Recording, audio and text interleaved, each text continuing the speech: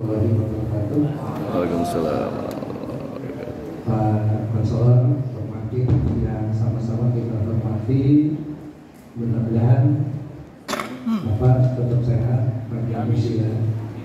Karena kita merasa tercengang pada saat sholat zuhur beliau ceramah, tiba-tiba tidak seimbang badan, sehingga kelihatan pengindah masa depannya menjadi gelap pada saat itu.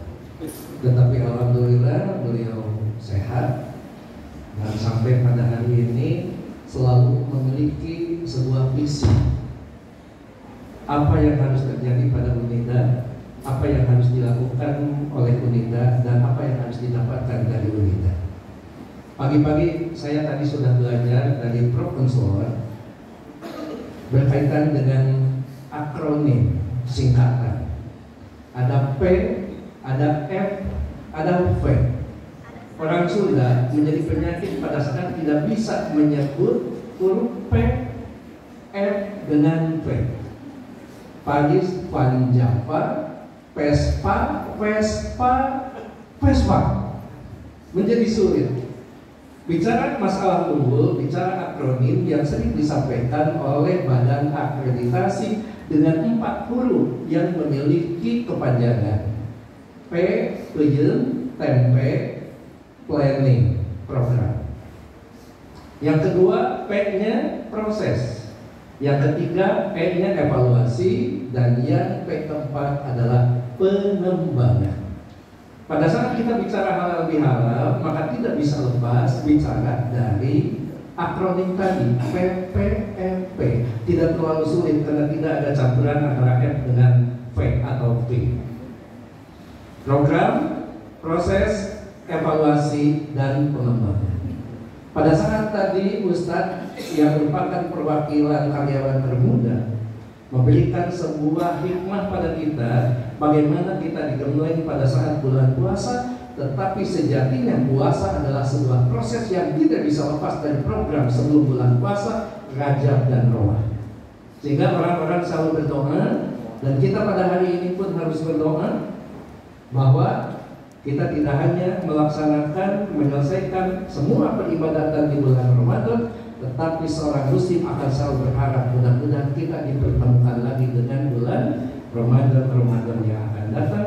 Dan bukan hanya bertemu, tapi kita juga mampu menjadi orang yang beribadah di bulan Ramadan, sehingga janji Rasulullah pada siapapun yang melaksanakan puasa dengan dasar iman dan berharap pahala serta keikhlasan kepada Allah Subhanahu wa Ta'ala, maka insya Allah dosa-dosa tahun yang lalu akan dibersihkan, sehingga kita selalu mengucapkan yang tadi disampaikan oleh Pak Konselor dalam videonya, minal aidin wal faidin. Minal aidin wal faidin bukan bicara tentang mohon maaf lahir dan batin, tetapi kita mudah-mudahan menjadi orang yang bersih sebagaimana pada saat kita dilahirkan.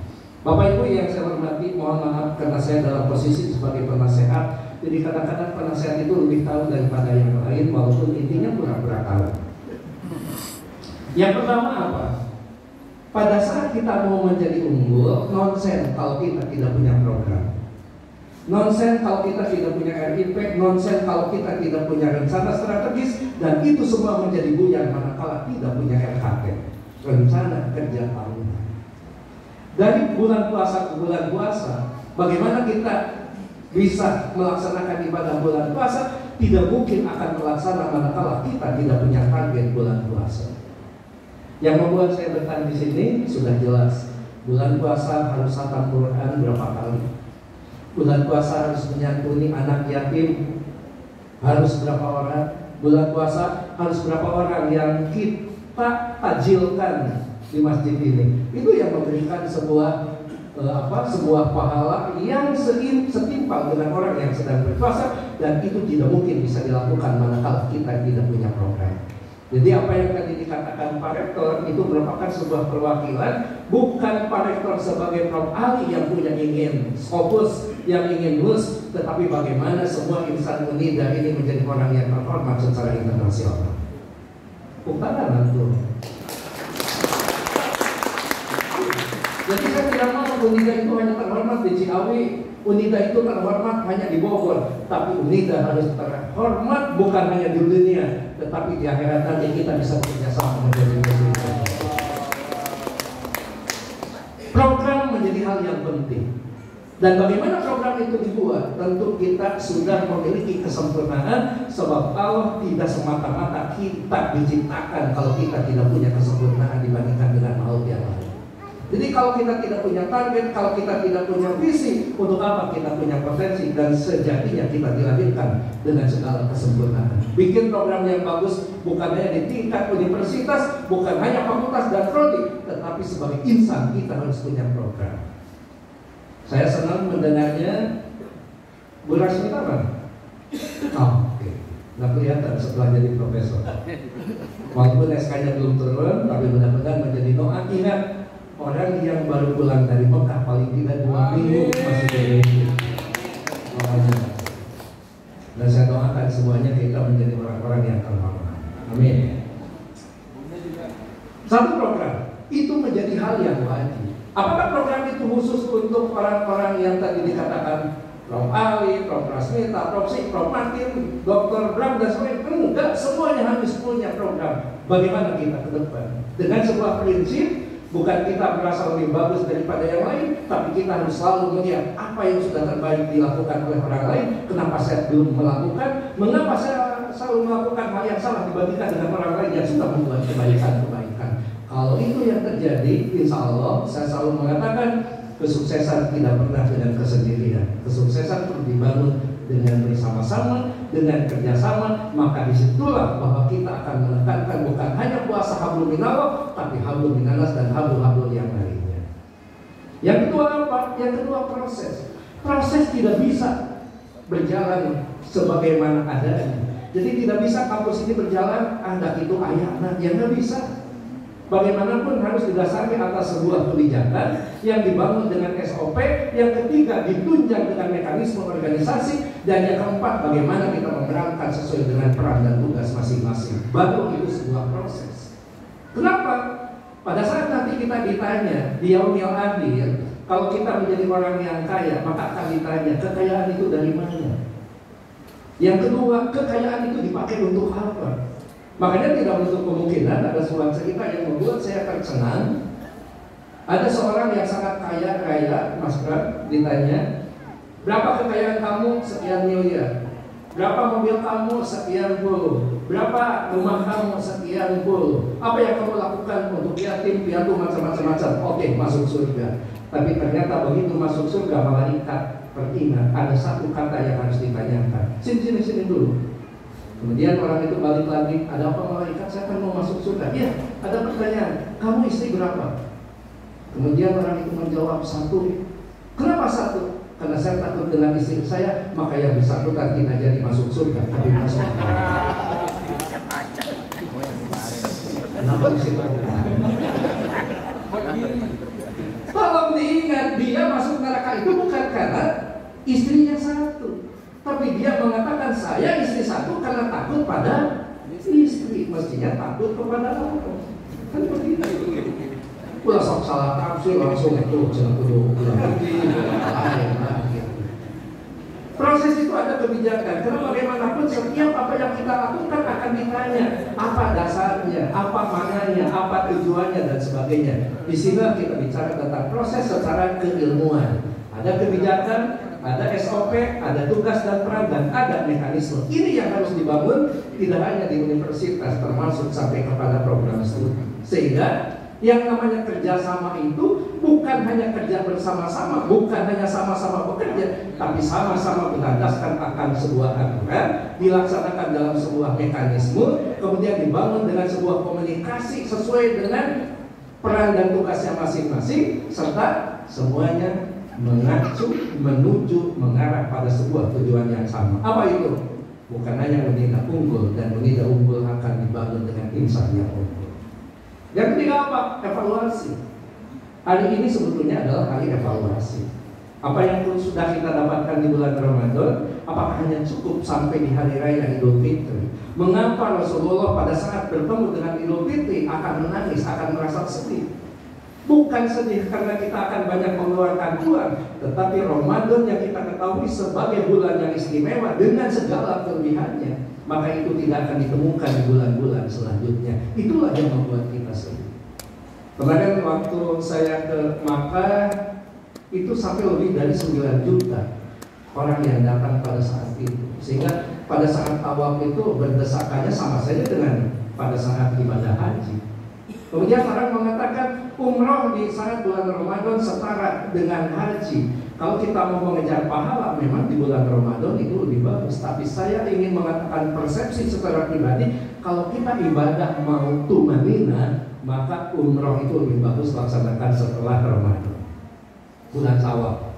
Orang meninggalkan Makkah, kita datang situ. Bapak Ibu bisa lihat, yang tawaf sekarang lebih jarang dibandingkan dengan bulan Ramadan. Jadi kalau mau mengejar kesetaraan bulan Ramadan dengan segala perjuangan, tapi kalau kita mau tumanina, laksanakan setelah Ramadan, karena relatif yang datang lebih sedikit dibandingkan dengan bulan Ramadan. Ini merupakan sebuah evaluasi. Jadi kita tidak bisa melaksanakan terus, mengerjakan terus, tetapi tidak sampai dalam satu titik kita tidak melakukan evaluasi. Evaluasi yang terbaik adalah evaluasi yang menempatkan kita tidak menjadi yang terbaik dan mengapa orang lain menjadi yang terbaik. Tapi bukan iri, tetapi perlu menyadari sebuah kelemahan, menyadari sebuah kelebihan. Jangan-jangan kita bukan tidak mampu, tapi kita tidak mampu mengembangkan kemampuan kita sendiri. Itu penyakit. Apa jawabannya? Prof. Konselor selalu mengatakan akan sulit pada saat kalau orang sudah terhingga penyakit MALAS, nggak ada jawaban lagi. Kalau sudah malas kan repot. Aduh malas. Bikin buku malas, bukan tidak mampu, tetapi tidak mau. Makanya kenapa dalam pendidikan yang perlu dibangun bukan masalah kemampuan, kemauan. Orang sudah mau, kemampuan bisa dicari. Orang mampu, kalau tidak mau semuanya hilang percuma. Dan yang terakhir tentu mudah-mudahan evaluasi kita betul-betul evaluasi yang meningkatkan diri kita, martabat kita. Jadi jangan sampai kita puasa sudah lewat tetapi tidak ada yang tertinggal. Yang pertama, apa yang harus tertinggal? Satu, berkaitan dengan disiplin. Orang puasa itu disiplin, tidak mungkin walaupun makanan banyak kalau sebelum adzan maghrib itu berkumandang. Yang kedua, orang yang berpuasa itu sabar. Dan itu kalau tidak salah, mohon dikoreksi Pak Kiai, di surat Al-Imran kalau tidak salah, ayat berapa yang mengatakan orang yang sedang berpuasa pertama akan bertemu dengan Idul Fitri, yang kedua akan bertemu dengan Allah Subhanahu wa Ta'ala paling tidak dengan 5 syarat. Satu, taat. Yang kedua, benar. Yang ketiga, selalu sabar. Dan yang keempat, tidak mudah marah. Dan yang kelima, selalu meminta ampunan, terutama di sepertiga malam terakhir. Jadi tolong, kalau kita taraweh, apalagi di Mekah, Mas Bram, tarawehnya 2 kali ya? Apalagi kalau sudah libur-liburan, jam Isya sampai pukul 10, dilanjutkan pukul 12:30 sampai 2:30, dan setiap 2 rakaat ganti imam. Ya, berapa surat yang dibaca? Nah sekarang setelah Ramadan, kita hanya paling banyak 11 rakaat dengan surat yang pendek-pendek. Itu perlu dilanjutkan sholat malam itu. Dan Bapak Ibu lebih tahu apa hikmah orang yang sering bertahajud.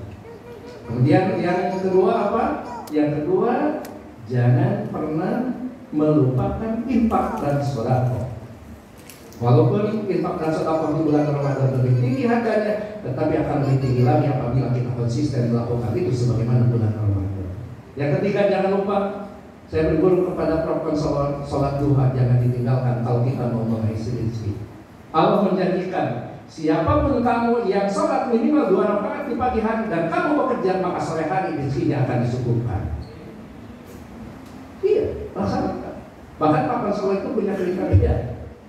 2 rakaat maunya apa? 4 rakaat apa? 8 rakaat, yang paling bagus 12 rakaat seperti Prof. Konselor. Dan saya jarang 12 rakaat. Biarkan saja kalau Prof. Konselor 12 rakaat dengan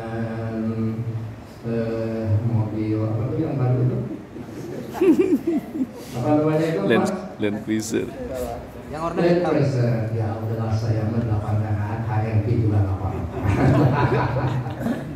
Iya betul. Jadi Jadi jangan sampai kita berpikir bahwa walaupun Allah tidak sama dengan manusia, keinginan begitu tinggi, tapi apa yang dilakukan begitu rendah. Ya repot, tidak seimbang. Jadi kalau menginginkan yang hasilnya tinggi, tidak mungkin pekerjaan kita yang rendah. Maka konsistensi, ketekunan, tahan dengan godaan dan sebagainya, itulah yang akan membuahkan hasil. Jadi wajar, minimal 2 rakaat. Kemudian daripada kita menggibah, daripada kita memfitnah, lebih bagus bibir kita basahi dengan zikir kepada Allah Subhanahu wa Ta'ala. Itu sebagai tindak lanjut kesabaran kita yang selalu menahan diri. Kalaupun orang mengatakan bahwa berkelahi dengan kita, maka orang yang puasa akan mengatakan, mohon maaf saya sedang berpuasa. Lebih bagus bibirnya itu terhiasi dengan zikir dan terutama membaca Al-Quran. Mudah-mudahan, mohon maaf kalau saya lebih banyak bicara, karena tadi sekali lagi saya diminta sambutan sebagai penasehat, dan kalau penasehat itu biasanya menasehati. Dan saya dapat ganjaran justru dari nasihat-nasihat itu. Terima kasih semuanya, mohon maaf bukan Ustadz, karena Ustadz itu usaha tidak jelas, anak jelas.